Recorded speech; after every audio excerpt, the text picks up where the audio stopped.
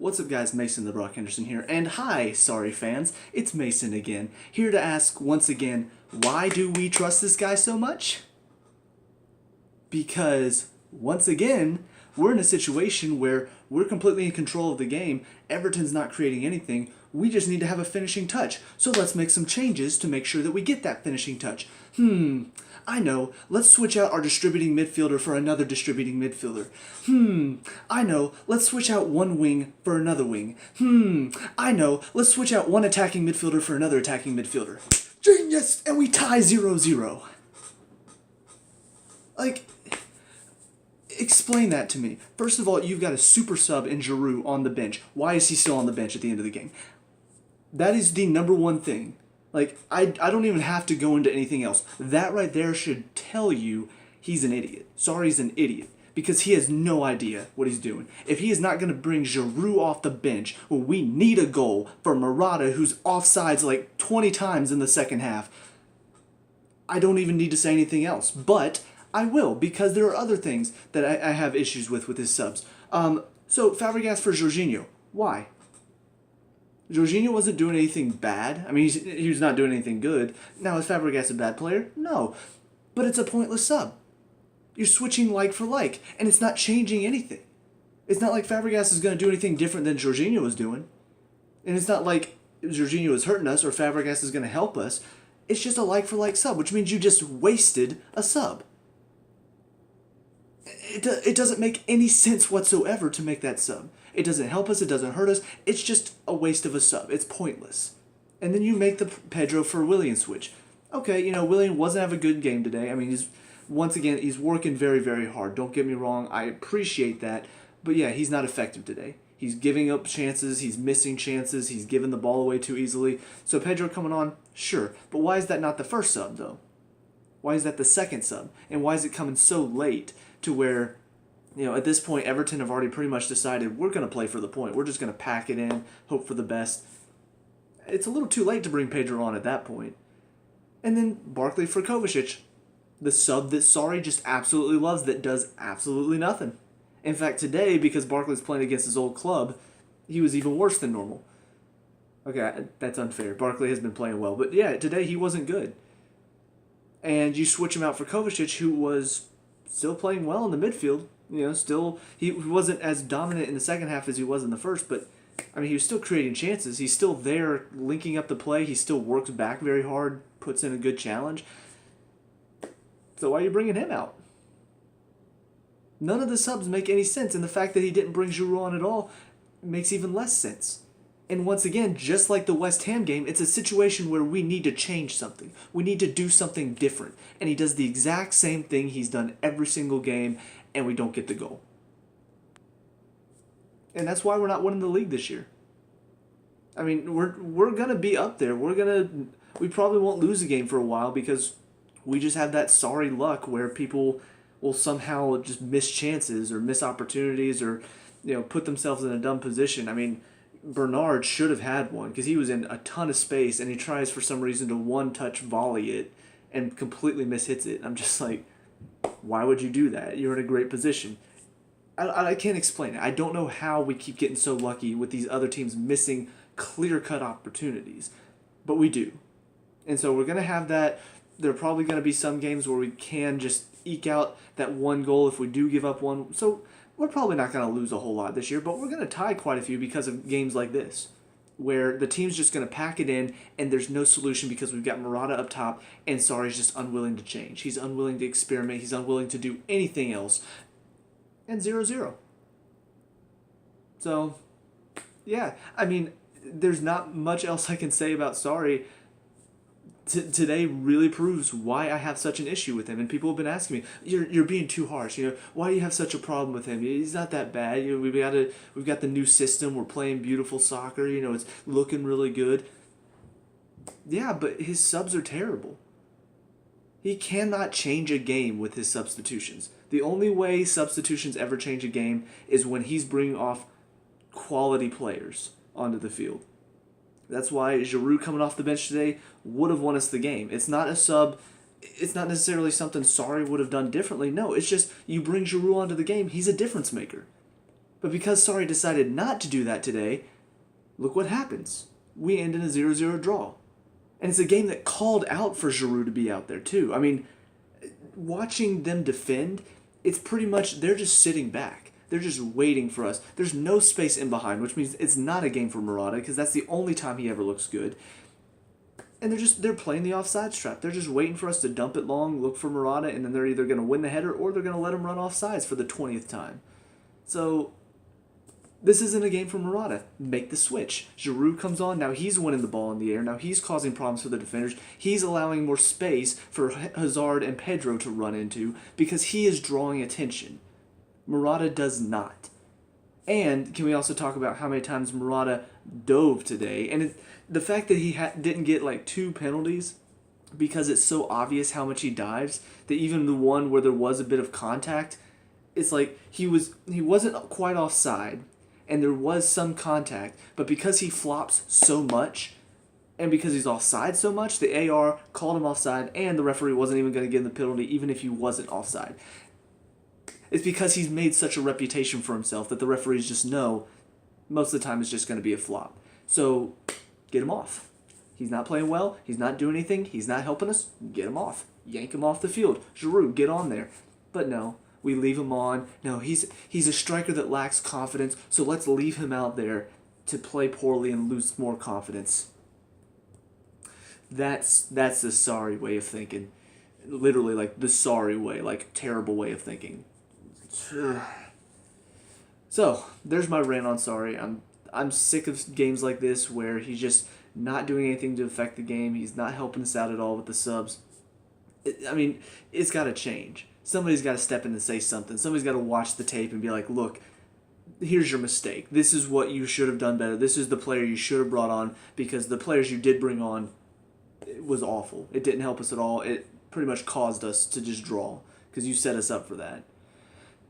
So all that being said, let's also talk about some of the moments in the game that people are going to be talking about. First of all, Jorginho, should he have been sent off? Possibly. I'm not at all saying what he did was okay. Honestly, it was a really, really bad challenge and possibly should have been a red. But I do also have to say the referee today was awful. And in that situation where Sigurdsson, they're battling for it and he's pushing him off and then he grabs a hold of his jersey, you got to call something. You got to make the call early, but you let it go, and then that challenge comes in. That's why stuff like that happens when you have a referee like this that sort of just kind of lets it go and then makes a call and then frustrates people, and then all of a sudden, bad challenge. The Bernard one, never really got a clear angle of it. It looked like Rudiger may have embellished it a little bit. But at the same time, how many times did he go over way too easy? He deserved a card for flopping today. As many times as he did it. And on top of that, you have him and Richarlison up there. There are a lot of flops going on. So the fact that the referee didn't really card anybody for flopping today, even Morata probably deserved one, it just shows he's not really in tune with the game. He's not paying attention to what's going on. So those are the two moments that just kind of stood out that probably are going to be talked about a lot. Should Jorginho have been sent off? Should Bernard have been sent off? In my opinion, Jorginho probably deserved it, but the ref needs to do a better job of keeping the game under control. Bernard probably didn't deserve it, but the ref needs to make sure that, if people are flopping around, you don't let them do it. You don't let them try to con you because that's stimulation. It's a yellow card. But like I said, the ref was not in tune today with what was going on in the game. He was completely checked out, and it showed. The fact that Conte got a yellow card for just a simple foul and Richarlison flops over and is crying and, sucking on his pacifier. The referee, the fact that he gave a yellow for that challenge, which was not bad at all, shows he has no idea what was going on today. Anyway, on to individual performances. Kepa, honestly, was only tested like once, and it wasn't even that difficult of a save. There's a little bit of movement on it. It was up high, but realistically, any keeper at this level should be making that save, not just a high-quality, world-class keeper. So really didn't have it much to do today. In the back, Azpilicueta obviously did well defensively, but one of the things that we need a bit more from is the attack side of things. When we do when the other team packs it in, we need him to be a bit more productive. And I did see a bit more of that today. I thought his crosses looked a bit better. There was a little bit more shape on him instead of just driving him in and hitting the first defender. In fact, if Morata could stay on side, that one that he tapped in, would have been a great goal, but like I said, Murata's trash and can't keep himself onside to save his life. So he did step that game up a little bit today as far as the attack side of things, which is good. We need him to get a bit better on that side because honestly we're on the attack a lot, and he already has the defensive side of his game down, so I don't worry about that at all. Rudiger, very strong today defensively, going up against Richarlison especially. I mean, he had to be very smart because Richarlison loves to con the referees, and most referees fall for it. So he did well today to put in a good challenge that could not be interpreted as a foul, even if Richarlison did go down too easy.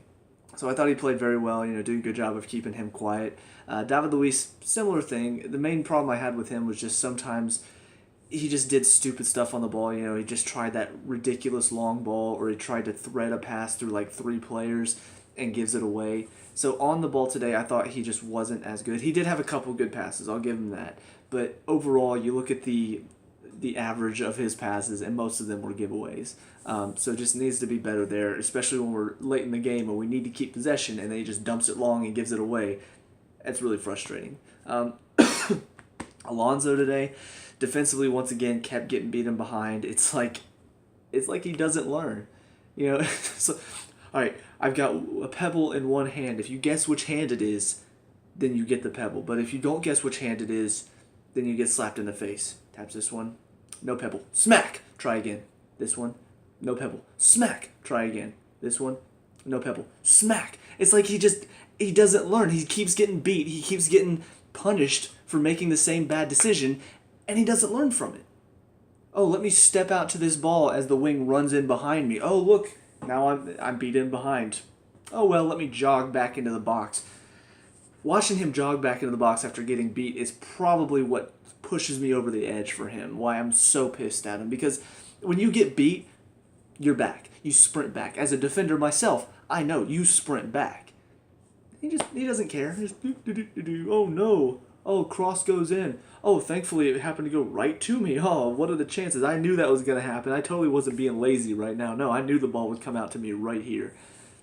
He gets frustrating sometimes. Attack-wise today, he did look a bit better. He had some good shots. One good save from Pickford. The other one hits the post on the far side. So, I mean, he was providing a bit more in the attack, which I've been complaining about because he hasn't really done much, which was keeping him on the field, in all honesty. He did well in the attack, which is why we kept him out there. So the fact that he wasn't doing anything on the attack side of things is kind of like, why is he still out there? So the fact that he was providing a bit more today, some better crosses, there's still, half of them are still launched to the other side of the box, but some good shots, creating chances. At least he's getting that side of his game down. Apologize. Got something tickling my throat. Into the midfield, Jorginho, like I said, wasn't really doing much fantastic stuff today, but also wasn't hurting us as much today, which there have been a couple games where he's been giving the ball away. He hasn't been helping us at all. So today, he was linking up the play. He was keeping the ball moving. So I thought he played okay, but still doesn't quite compare to what happens when Conte's in that position. So until Sarri sees the error of his ways, I'm just going to keep talking about how Conte needs to be in that position over Jorginho. But moving on to Conte and Kovacic, both of them I thought played well.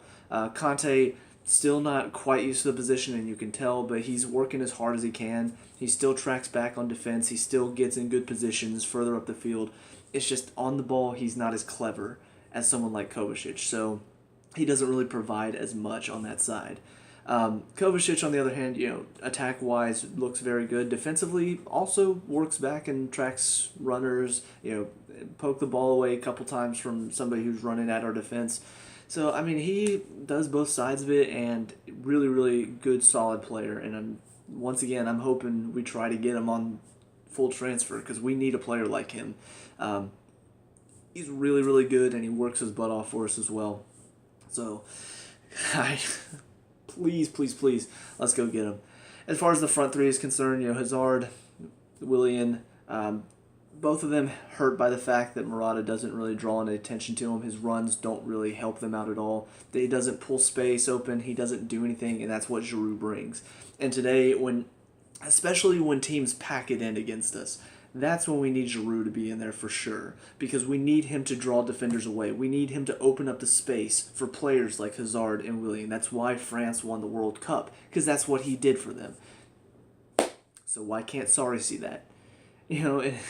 It's just become a thing for me where I see all of this stuff. I see the possibilities. I see we need Giroud out there, and Sarri can't see it. And I'm just sitting there thinking, why did we hire him again?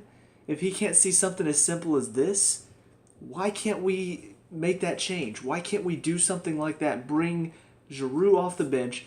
Maybe even do Giroud and Morata up there together. Bring off Willian, put Giroud on. Now you've got two strikers with Hazard in behind.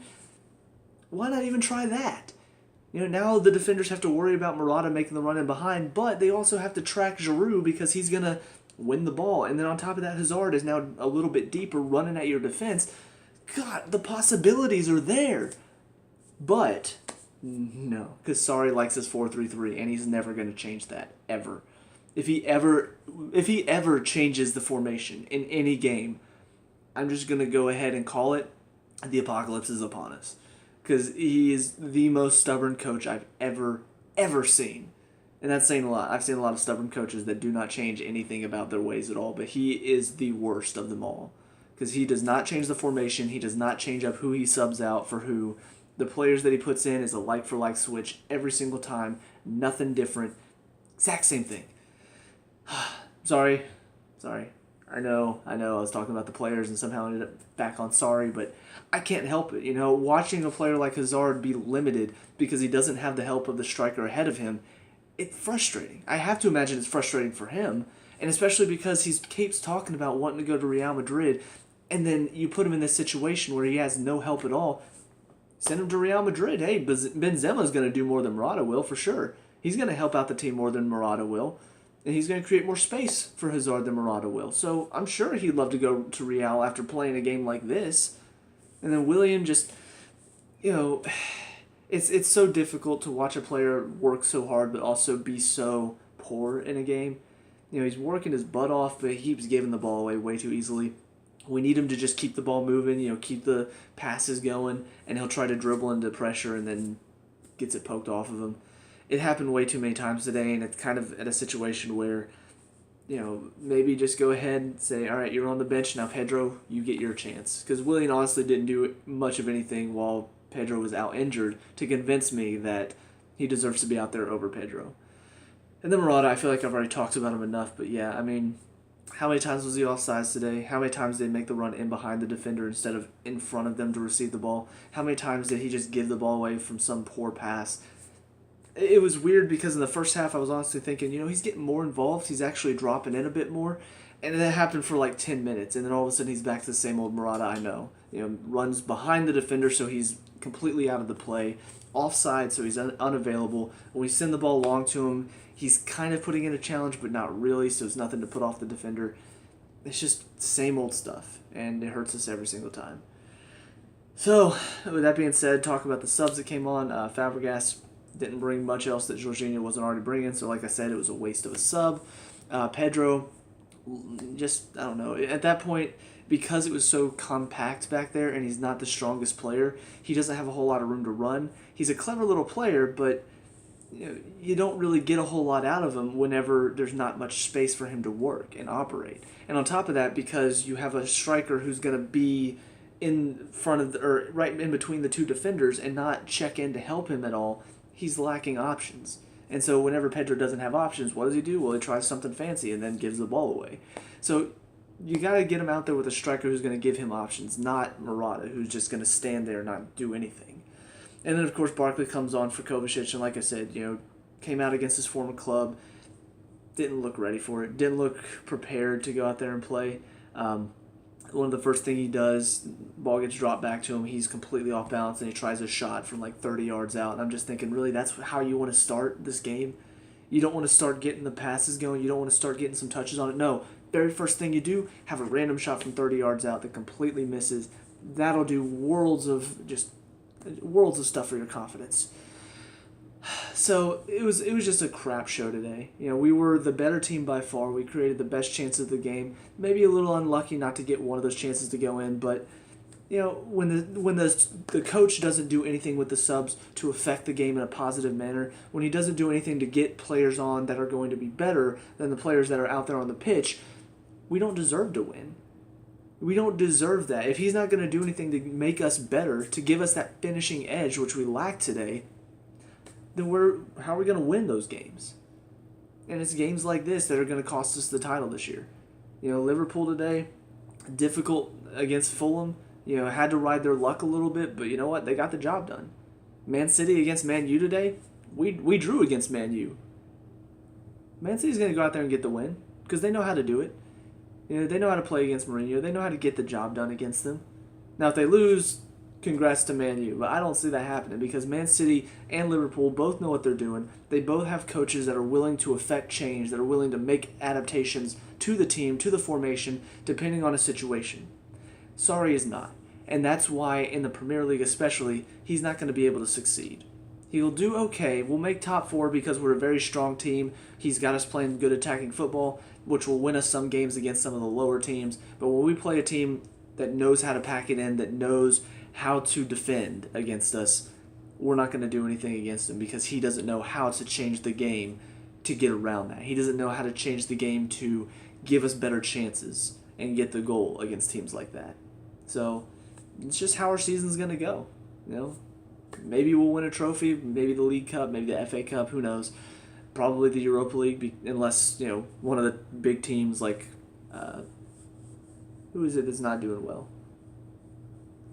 I think like Bayern or PSG, one of those two isn't doing well, may end up in 3rd place and down in the Europa League. We face a team like that, probably get beat, but, it's just one of those things where I see all the problems, I talk about the problems, and then the next week I see the same problems, I talk about the same problems, and then the next week, just constantly the same. Nothing changes. It's the same old stuff, same exact problems I have week after week, and nobody's doing anything to change it.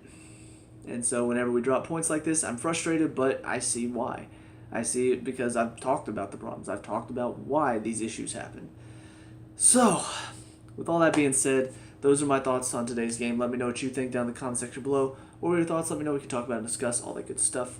Leave a like and subscribe for future Chelsea reviews, and I'll see you guys in the next game. Peace out.